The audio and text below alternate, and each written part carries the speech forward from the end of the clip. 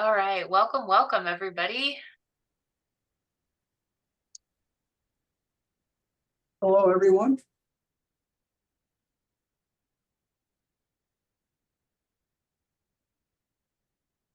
Some things in the chat.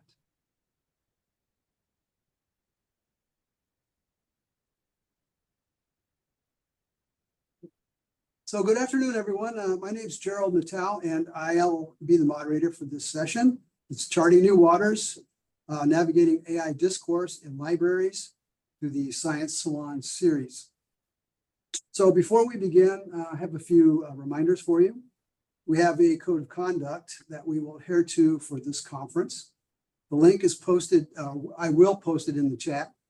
And if you have any issues that you would like to let us know about, I will put a email address in there as well. So I also want to remind you to keep your microphones muted, and you can use the Q&A feature for your questions. If somebody asks a question that's similar to yours, you can use that thumb up vote icon there. We will have time at the end of the presentation for your questions. And the session is being recorded. So you can enable your captions as well by clicking on the Show Captions button at the bottom of the screen. So I'm happy to announce today's presenters. Dr. Heidi Blackburn is the computing librarian at George Mason University Libraries for the Mason School of Computing for areas of computer science, IT, game design, and statistics. Her research explores the status of women in STEM, particularly in higher education. She's currently researching the representation of women in books, in STEM disciplines, and library collections. She holds a BA in Business Administration from Truman State and Master of Library Science and PhD from Emporium State. Published in several journals, including Science and Technology Libraries, Library High Tech, and Journal of Library and Information Services and Distance Learning, among others. Christopher Magee is one of the social sciences librarians at George Mason, serving in criminology, law, and society, sport, recreation, tourism management programs, and also the Carter School for Peace and Conflict Studies. He has a BA in political science, an MS in conflict analysis and resolution from George Mason, and an MLIS from the University of Tennessee. His focus is emerging and existing technologies, notably Zotero, and that's how he came to be interested in AI and outreach. Trevor Watkins is the teaching and outreach librarian at George Mason University. He leads a mini team of 2 staff members on the teaching and learning team, which engages in teaching, special projects, outreach, and library programming for George Mason University libraries. His research includes artificial intelligence, AI literacy, augmented reality, digital sustainability, and human AI interaction. He's a professional member of IASIST, IEEE, and ACM, and is a technical lead and senior web developer for the Project STAN, a founder of Great Alien Technologies, which is a consulting firm for public libraries, academic libraries, and BIPOC organizations about their technology needs. So would you please welcome these folks and take it away, everyone. All right, thank you so much. So like you said, my name is Dr. Heidi Blackburn. My pronouns are she, hers. Today with me is Trevor and Chris, and their pronouns are he, him. They're going to talk a little bit later in the presentation. If you are listening in, I am a white woman with brown hair and blonde highlights, and I'm wearing a black sweater today. All right, we'll go ahead and move the slides. All right, so what are we covering today? We have a lot to talk about in a short amount of time, but we're going to talk about what is a salon, why we put on a salon and not other ideas, the background of our project, running a salon series, the pros and cons of running a salon series, how you can run a successful salon, and of course, we're going to try to have time for questions as well. These slides were supposed to be posted in the online portal for this conference, but you can also grab our slides at our info guide as well. Slide. All right, so a little bit about George Mason Libraries. If you don't know anything about us, we are located in the Commonwealth of Virginia. Our school is an R1 school. We serve about 40,000 students. We have 3 Virginia campuses, Fairfax, Arlington, and Manassas. We also have our Mason Korea campus. And we are very proud that we are the #1 campus for a diverse student body in Virginia. 40% of our students are students of color, representing 130 countries and 80 languages. So we serve a very diverse student body, and we're very happy to be serving that population. Speaking of serving our people, we have 3 libraries: Fenwick Library, Mason Square Library, and Mercer Library. So when we think about how to do professional development, how to engage with our employees and campuses, we have to be considerate of folks who might be opening a library, might be closing a library, might have a Sunday through Thursday shift, lots of different things to think about being a distributed campus. We have about 140 full-time employees across those 3 libraries. And we have 1 subject librarian for computer science, which is a little bit over 7,000 students now. That is me. I'm the computer science person. And computer science is our largest major at Mason. Slide. So what is a salon? I got asked this question so much last year, and I continue to get asked this question. So what's a salon? So the word is French, and it originally meant reception room. So if we think back to 1800s France, the meaning really originated when people were gathering in homes, in parlors, in living rooms, and they were having these great philosophical debates and engaging with current events. And they weren't producing anything, they were in labs, they were just talking about the ideas of the day. Slide. So for today's talk, we mean a science salon, not a hair salon. Just want to clear that up for everybody. Slide. All right, so let's just talk for a minute a little bit about the differences between the different kinds of outreach that we normally give in libraries and what a salon is. So many of us are familiar with a panel. It's where an expert provides insight. They sit at the front of the room, they give information, the audience listens, and there's sort of limited Q&A. We also have workshops. Workshops are practical and they are skills-based. They are focused on a topic with student learning outcomes for participants. So an expert at the front of the room is trying to make everyone else in the room also an expert by giving them skills that they can take away. A salon is completely different from those things, and it is discussion-based discovery. So everyone in the room is included in the teaching and the learning, and you can come in with any level of expertise or no former background in that topic and still be part of the discussion. So those are kind of the differences between a panel, a workshop, and a salon. Slide. So why a salon? So a little bit about a background about this project. So as the computer science librarian, I was really tapped into generative AI a little bit earlier than probably most folks in the public sector. So in November and December of 2022, I really started to get lots of things across the literature I stay up on, newsletters, listservs. We're talking about generative AI. And I was like, oh man, this is gonna be a problem. But it was the end of the semester. We were going on break. It was finals. It was chaos. And I was like, that is a future me problem. I'll look into that in the spring. Except in the spring of 2023, students came back from winter break and started using ChatGPT because they had seen it on TikTok and other social media and were immediately starting to use it in the classroom. And then the Chronicle of Higher Education came out with all these clickbait headlines. Lots of you have probably seen them. I have a Zotero folder full of all these articles because they write about it every single day.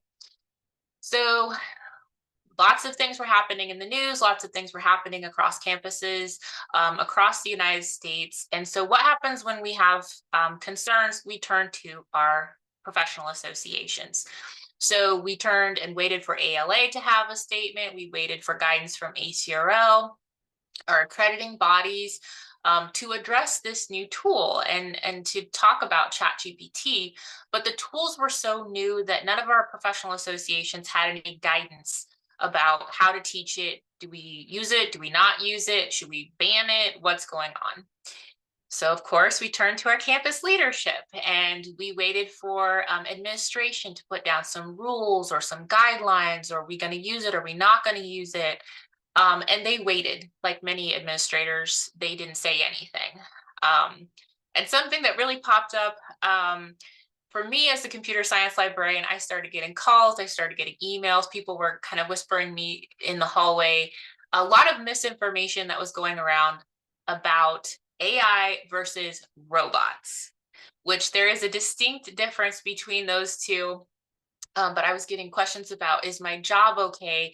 Am I going to have a job in the future? References to Wally, but with real sincerity, because there was a lot of misinformation going around. And so, like the little dog, I was like, this is fine. I'll figure it out. I'm one computer science librarian.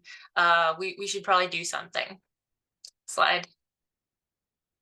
So I went to my boss around spring break in 2023, and I literally said, I don't know what we should do, but we should do something because this is going to be big. And my boss was an interim supervisor. She was the English librarian. She did not come from a STEM background. And I was trying to explain to her there's this thing called a science salon. And she didn't understand why we were going to take time to talk about AI or robots in the library. This wasn't really a library thing. ChatGPT might be a fad. I don't know. And this whole time, I'm like really trying not to panic, but explain why ChatGPT really is going to be a thing. So I said, I'll do all the work and it costs no money. And so then they were like, okay, great, that's fine. Project approved. Slide. So here are some ways that I convinced my supervisor to put on a salon series. So firstly, there's no demonstrations in a salon. They really focus on discussion. So there's no tool demos and there's no technical skills. And more importantly for me as the computer science librarian, there's no updating slides with your screen capture, because I'm sure like everyone else, the minute I take a screen capture of a database interface and put it in my slide deck, it's immediately out of date. So we didn't have to have anybody who was upskilled quickly to be able to teach everybody else anything. There's also no deliverables. So with a salon, you don't have any pre-reading, you don't have any pressure on attendees to participate, to get work done or learn new skills, and they don't have to go back to their office and do anything, right? This is a time to come and sit and be in the topic without any pressure. So that was really great for our employees who, like at most libraries, are overworked and understaffed. And then finally, there are no experts needed. I did not want this to be the Heidi Salon series. I'm not the only expert in the library on this. So because AI touches every discipline and every topic, I wanted to have some folks come in from different disciplines instead of me just going to the computer science department and pulling out a bunch of faculty from there. So I focused on the subject librarians in the library and I asked, would you like to come facilitate a discussion? You don't have to do any prep work. You don't have to learn any new tools or make any curriculum. It's just going to be a discussion on some topics of current events in your area. And this was really important to me because we wanted to pull in people from lots of different disciplines who could talk about how AI was being talked about or ignored or discussed in their different subject areas. And now Chris is going to talk about those actual salons.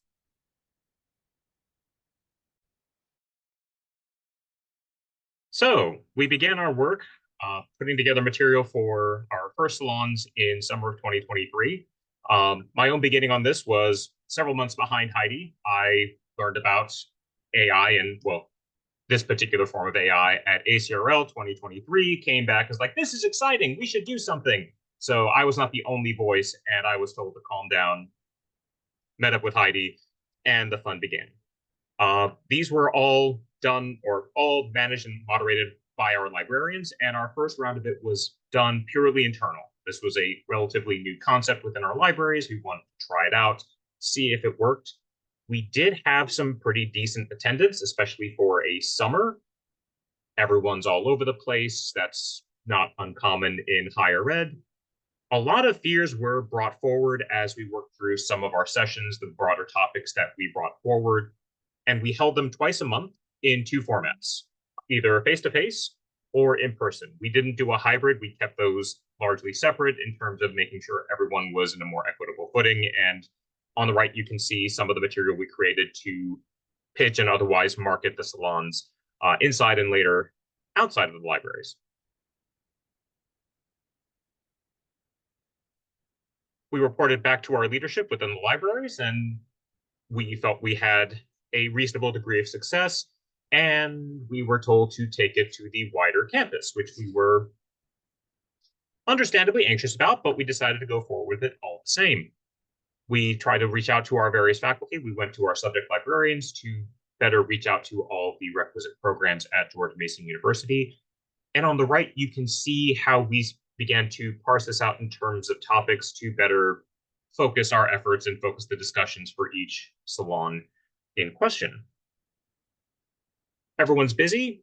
Our attendance was not quite as impressive as it was during the summer, which is a little bit odd. But we kept the format of face-to-face and in person. It would usually be Tuesday. We would have I think we started with the Zoom, and then a couple days later, we would have the in-person in one of our nicer meeting rooms here at Fenwick Library at the Fairfax campus of George Mason. And again, they were largely organized by Heidi, Trevor, and myself. We would have people in place in the spaces, running microphones and otherwise setting things up, doing the basic administration and prep work, doing a little bit of introduction. And they were moderated by our subject librarians who we reached out to who had experience in the relevant areas. So information literacy, I think we had David Lemons. Data and digital scholarship, we had they just renamed themselves, what previously was our digital scholarship center, Wendy Mann and some of her faculty and staff, and so on, to better pull in our own in-house experts in these areas and how ultimately they were fantastic moderators. Following on, you can see both our fall and spring range of topics. We tried to keep it a little bit interesting. On the fall side, we did follow that kind of broad, not entirely perfect, but worthwhile separation of disciplines. We see the arts and humanities, we see social sciences. We pulled in ethics because that's always a fun topic. I think that was one of the more lively ones, if I'm recalling, business and government. And then we went a little bit more specific this past spring, deepfakes and misinformation, biases and human prejudice, information literacy, data and digital scholarship, environmental impact, copyright, and all of those were very well received in turn. So how do you run one? Do you have people with a degree of classroom management, moderating, or facilitation experience? Don't need a lot.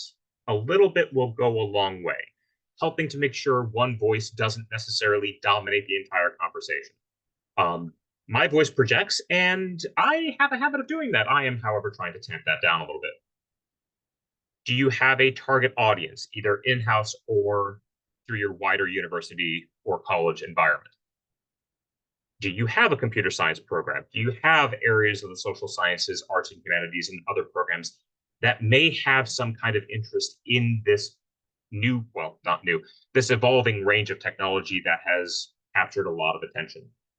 Do you have means of reaching out to them, internal or external marketing channels? Are those marketing channels active? Are they being managed and otherwise kept up?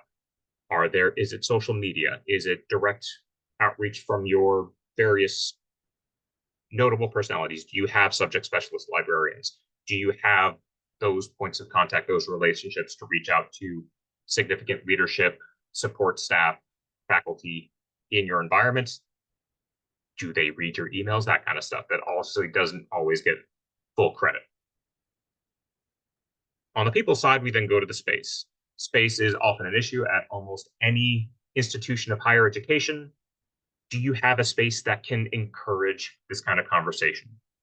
While the room that we use does have a nice little podium, that was largely pushed aside to set up chairs and a table more on the appropriate level. While we did have a projector and screen, that was less the focus of the presentations in most cases. It was just there to have the slide with some prompts and maybe some notable headlines. And then, honestly, if it was a pretty big space, so we have an AV system in that room. Are the mics there? Do the mics have batteries? Seems like a silly thing to worry about until all the batteries are dead. On that theme, technology, do you have a projector that works? Are the bulbs burned out? Are the bulbs no longer in production? Interesting things that clearly no one has to deal with anywhere, but still something to consider. Do you have the capacity to host a in-person and an online version of these sessions? Maybe just the online is going to be worthwhile. Do you have the hour or two to spend getting ready, getting everything set, and hosting it both for you and your colleagues in-house or at the wider university level? And are you able to host those not only for simple sake of convenience and time, but also for inclusiveness? For us at George Mason, we do have 3 separate campuses. We are something of a commuter school, even though we are very large. Parking every day is a little bit of an adventure. Do you have people who are teleworking? Do you have faculty who are teleworking? In our case, we absolutely do. And if you are going out for not just the wider university environment, but also specifically students, are the students going to be willing to come on campus, or is it something where they will sign in on Zoom to take part in a library event? All of these things come into play. There doesn't have to be perfect answers. A little bit of classroom management is always good. You don't need a lot. If you don't have a specific audience, not too hard to pick one. Marketing is always a challenge for anything the library does. And of course, space, all of the realities there always crop up, and interesting solutions are something libraries have been doing for ages.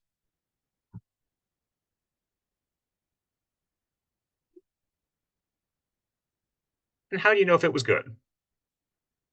On the informal side, this one is a little bit harder to record, but anecdotally, these are actually really nice, not just feel goods, but they can honestly be used to hold up the value of the series. Do you have people asking you about it or simply mentioning it?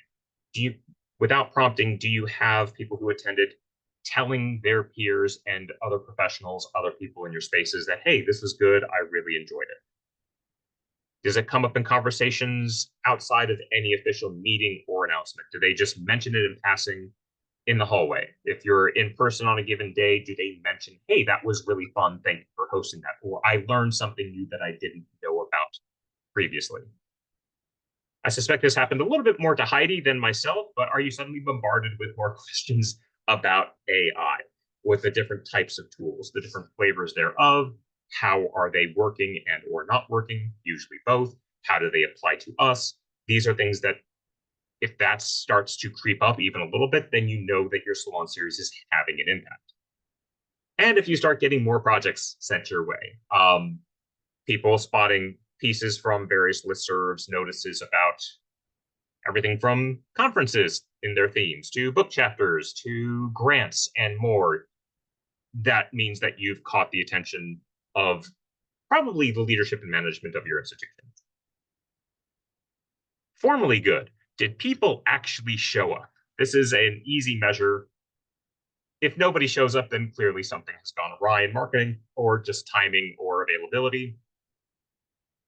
But usually, even if a few people show up and if they come with good faith and have a little bit of an interest in the topic, you can start to have that salon style discussion. People will start to voice their concerns, their fears, their interest, their curiosity, and you can have those talks start to bounce around. Did you have any kind of record keeping for any of your sessions? Was there a sign-in sheet? Was there a sign-in sheet with other details, not just name, email, maybe their specific position or role within the university or your library? What department are they with? Are you tracking that kind of information? We did try to do that for our fall. I think we left that off for the spring. Honestly, we got more library people than not. So a lot of the people we were immediately able to recognize. Did you follow up with any other assessments? Did you keep track of email addresses? And did you follow up with any kind of more formal survey instrument? Did you send out a survey? Did you record any material? Did you have worthwhile data to then parse out, analyze, and get a more methodical takeaway from your salons?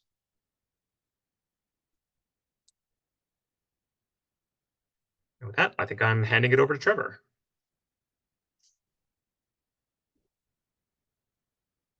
Oh, Trevor, I think Thank you, Chris. Sorry about that. So now I'm going to talk about, what if any of these things go wrong? So I think it's crucial to have a backup plan in place to prepare for potential technology failures. Here are some tips to ensure you're well prepared. Number one, you want to make sure that you plan for an internet outage. As Chris mentioned earlier, we conducted our salons online and in person. So if you choose to conduct a salon online and you're using a platform like we are today, Zoom, it would be a good idea for that person or the people that you designate to moderate the chat to be assigned as a co-host. And ideally, they should be in different locations for redundancy in case of an internet outage. In other words, the one who is hosting the meetings, if they lose their internet connection, you won't lose the session because you have alternative hosts. And to kind of give you a better example, you don't all want to be in the same building. So if you're all on campus and the internet goes out, there goes your session. So what we typically do, one of us is teleworking, one of us is in, a Fenwick library, one of us might be in another location. That would be ideal in case for internet outage. Also, you want to plan for equipment failure. I always carry 2 laptops with me for, again, the purpose of redundancy. So if one laptop fails, I have a backup in tow, which helps to mitigate any downtime. You also want to make sure that you test the equipment early. So when we do have in-person sessions, we always go 15 to 30 minutes earlier, just to make sure the projector is working, the microphone is working, the internet is connected, and if we have to pivot or if we have to make any adjustments, we can do so before the actual session begins. Also, what if moderators get sick? What if there's an emergency and they can't be there? You want to always ensure that someone can step in for them. In our sessions, when we weren't the ones moderating the discussion, we were there as backups in case that happened. Meeting conflicts also can happen, and I'm sure everyone here in this session knows about this. To mitigate that, what we do is we schedule the Salon series months in advance and try to account for competing events. Any all-staff meetings that you might have, or any university-wide meetings, and try to schedule around those as well. Luckily, we haven't had a situation where no one showed up, but in certain cases where we had low attendance, because of those meeting conflicts I just talked about, you still go on as planned. A lot of our conversations and discourse about AI have come from, when the attendance was low. So, don't let that stop you once, if that happens. What if no one speaks up? So in our in-person salons, people have been very engaged and active participants in the discussion. However, as you all also know, if you're doing these things online, people have their cameras off, and they usually, just talk to the chat, don't want to turn their cameras on. Maybe because, because this is such a new topic for a lot of people who may be novices, they may feel like they don't know enough to strike up a conversation or comment on something. So what we try to do is use other tools. So for example, in some of the sessions that I've run, I use the Etherpad. So I'll ask a question to everyone, and they can anonymously put their answer in the Etherpad, and then we'll start the conversation based on that. So that way, they're anonymous, and that sort of cures that whole process. Next slide.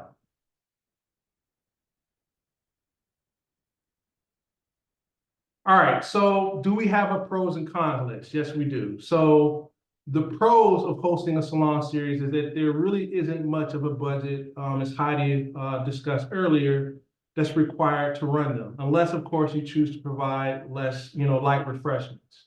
There is little prep time required. Heidi creates the templates for each moderator in advance, and then they can modify them as they see fit.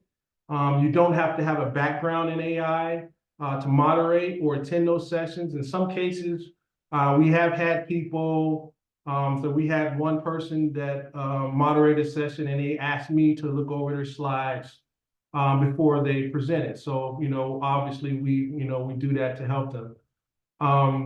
So again, we have people in those sessions that, with varying degrees of experience. Some are novices all the way up to experts. And all of our conversations have been extremely civil. The environment is very inclusive, and we ensure at the beginning of each session, whether it's online or in person, to remind everyone of that. The challenge, you're supposed to challenge the idea, not the person, and be respectful. That's one of the lines that we have on one of the slides. And the cons, there really isn't any cons in the way that we normally define cons. However, if we had to choose any, it would probably be some of the inquiries that Heidi alluded to earlier, from, is this the genesis of Skynet? Are robots going to replace us? This has happened, last year. It's still continuing to happen, even now. Because the misinformation and disinformation is everywhere. So we have to be vigilant in, trying to educate people on that. You will be asked to run more salons in the future. It's been extremely successful. We've opened it up to the Mason community. We've had participation all over campus. And what I mentioned earlier in terms of experts, we have had professors who have started integrating generative AI into the classroom. And so for some of the sessions, they had some really good input, to discuss, and it was great for conversation. And of course, leadership may ping you for future opportunities. And again, not really a con, but it can get really busy. Next slide. If you want to run your own salon series, here are a few recommendations. If it is internal and meant just for the library, invite everyone. If you are extending an invitation to the wider university community, establish who you like to target or market the series based on the theme for that session. For example, as Chris mentioned earlier, we had we had our science and data librarian moderate a session on AI environmental impact. So because I liaise with the Center for Climate Change Communication, I sent them an invitation, and a couple of people came. You also want to avoid busy times. For example, the first couple of weeks of the fall semester are usually a nightmare for most of all of us, even for you that are here at this session, because of heavy teaching and consultation loads. Then there's usually a lot of competing campus events, so you'll want to avoid those times. You also want to make sure you find moderators who are comfortable speaking and capable of leading discussions and can make everyone feel welcome. And again, no computer science, IT, or formal or informal experience with AI is required. You want to make sure that you market early and you market often. One of the greatest things about these sessions is that no pre-readings are required for attendees. Finally, it's important to remember that the salon is intended to be a free-form, open-ended session where the focus is on enjoying conversation and exchanging ideas rather than on meeting predetermined targets or objectives. There aren't any deliverables, high attendance requirements, which is typically how we gauge the success of events or workshops. You're taking an hour out of your day to engage in conversation with your peers about topics structured around AI. And in a lot of these sessions, we actually have opportunities to collaborate. So besides just running these Salon series, Chris, Heidi, and myself, we're collaborating on scholarship, same with other librarians and staff members. So just through those conversations, that has built sort of, you know, that environment of collaboration. So now people are working on projects together for that. So this has been having these salons have been very advantageous for us. Next slide. If you want to know more about our experiences and some of the other AI projects that we are involved in, please shoot us an email. You can reach Heidi, myself, or Chris. We'd be happy to talk to you offline. And next slide. If you want to know more about the university, feel free to follow us on social media. Thank you very much.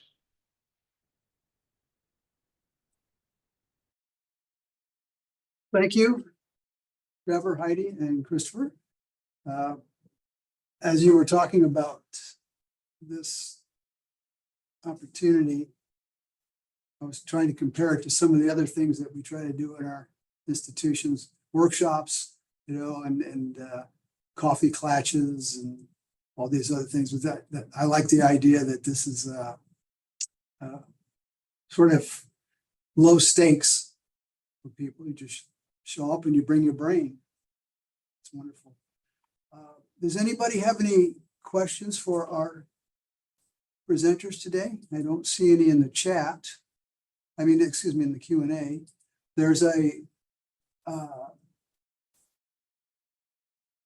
a comment that says, this is helpful information and I like the salon concept. Well done and thank you for sharing. There is a question here. How do you keep track of the conversations that occur? And how do you follow up on those conversations? So we have a list of the topics that we've covered. As far as keeping track of the conversations, we don't have to. Nobody takes notes. If you want to connect with someone after the salon, like, hey, that was a really interesting idea you had. I want to talk to you about it more outside the salon. We've had a lot of conversations like that occur organically. But because we're not trying to decide anything, we're not trying to put forth project ideas or anything like that, we all know how the salon went because we moderate it and we jot down ideas like, hey, we should really follow up. Maybe a salon on this topic would be really great for next semester. Let's build on that. But we really don't follow up on the conversations because they're just sort of organic and they go all over the place. And even when we have the online salon one day, 2 days later, we have a salon on the same topic, the conversation is wildly different based on who shows up, based on what their background is. So it can be the exact same topic, and depending on the audience and who shows up, we have very different discussions based on the people who show up. I think some of the follow-up is a little bit more organic than that. It's someone showed up and they will reach out to Heidi, Trevor, or myself and like, hey, I've heard about this, or I've had people who were not at the salon. Some of the criminology folks have been asking me, like, how do we handle AI in the classroom and in terms of instruction and assignment design and things like that? Has nothing to do with the salon, but they heard about this side of my interests through their peers, and now it's not as easy as just recording the topics of the conversations and then just trying to leverage that into something more. I think it's a little bit more personal given the relatively smaller size and the nature of the conversations and discussions that are taking place. That's my own take anyway. Does that make sense? There's another comment from Kelly saying, thank you for sharing. I think this is a lovely idea, and I'm definitely going to keep it in mind for my own institution. I second that.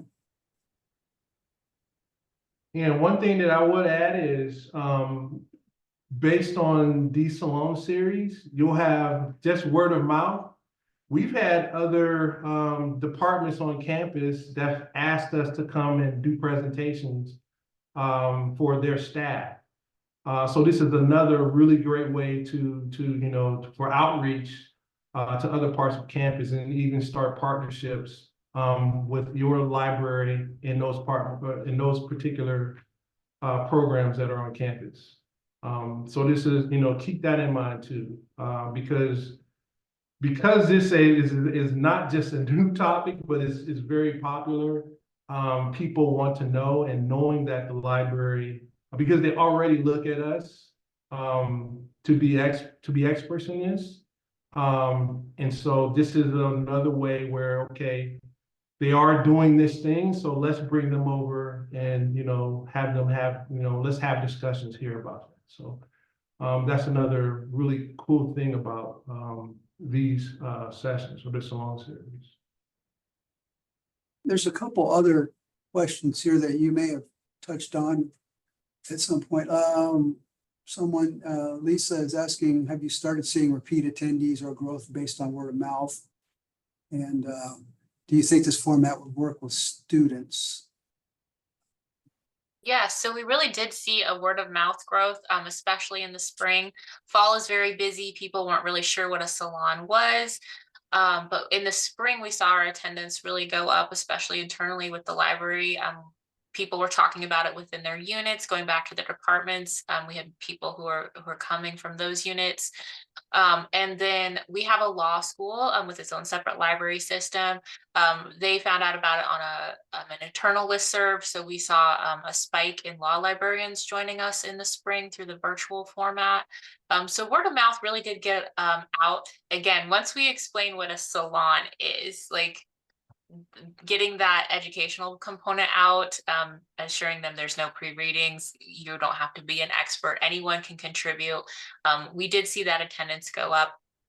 We had some students come to our salons, particularly our graduate students. They were very engaged. Students would definitely be a group that would be a great target audience for this. If you're worried about students speaking up, which I was, like we alluded to, we put up a slide with quite controversial headlines that have to do with that topic.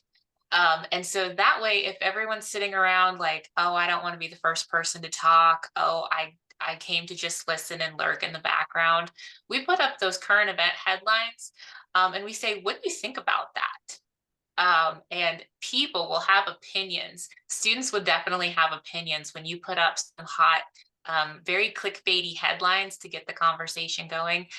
Students will definitely tell you what they think of those headlines and what they perceive about AI and how they're using it or not using it.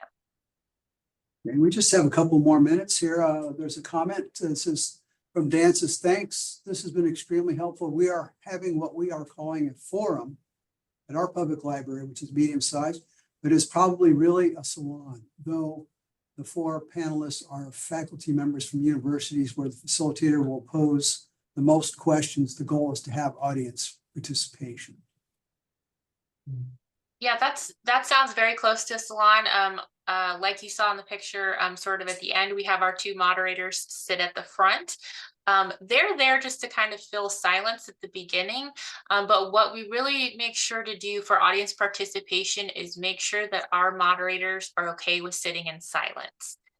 You have to give that space for the audience to think critically, have time to respond, because if you have panelists who just start talking and keep talking and keep talking, it does turn into more of that traditional panel rather than having that audience participation. So that's why we have them make sure that they can speak, but then we take the microphone literally away and say, who in the audience would like to speak now? I'll add that the Padlet, that if you're not familiar with that particular platform, I think sometimes it's used for collaborative coding work, but it's also a fantastic way to have. Trevor brought that to the Salon series, and I'm going to steal that for a lot of other purposes, because if you have a group that is not necessarily the most extroverted, people will type lots and lots of material. And once it's up on screen, people will happily respond to what's been typed more than starting vocally, which I find fascinating, but I'm not going to pretend I have any idea what's going on there. I had another thought in this. We had students who were walking by. So it's called our main reading room, which is not really a reading room. It's very strange. It's near a larger open student space where it's encouraged to be a little bit louder, a little bit more collaborative. We would have occasionally students just kind of walk by and just kind of stick their heads and it's like, what's going on here? Like they would overhear the conversations and honestly had no idea. And at least on one occasion, they're like, they had another obligation they had to go to, but they really wanted to otherwise take part. So on the student side, I think that's an easy lift. And I guess for the 4 panelists, so long as the panelists are okay, as Heidi said, if they're okay not talking all that much, like we literally had a microphone that was in effect the talking stick. And if you have the talking stick, controlling people's like what I'm doing right now, I'm going to stop talking. Well, that's probably a good thing because your time is up. So I want to thank you all again, Heidi, Trevor, and Christopher. Enjoyable talk, and I'm sure a lot of people are going to experiment with your salon idea. Thank you very much. Thank you. Have a good day, everyone. Thank you all for attending. Thank you. Thank you.